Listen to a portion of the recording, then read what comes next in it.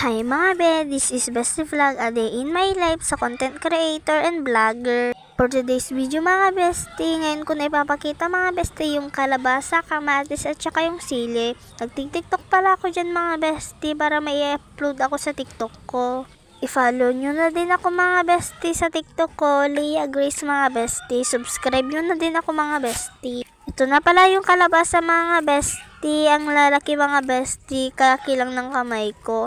Yung isang mga bestie mas malaki, baka kasi mapagalitan ako kay lola kung kinuha ko yun. Ang dami niya palang flowers mga bestie, yung mga iba is patay na.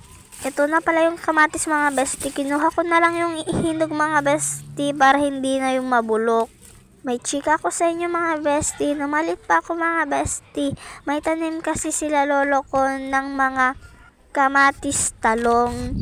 Kapag wala kaming ulam pala mga bestie, pupunta kami doon. Mahilig pa rin ako magtanim mga bestie kahit ngayon. Sa katsikahan natin mga bestie, ito na pala mga bestie yung loob ng bahay namin. Hindi lang kasi natuloy na pinagawa ko mga bestie kasi wala kaming budget. Walang budget! Ang tagal na pala mga bestie ng rabbit namin dito kasi namatay na kasi yung kasama na binigay nila dito.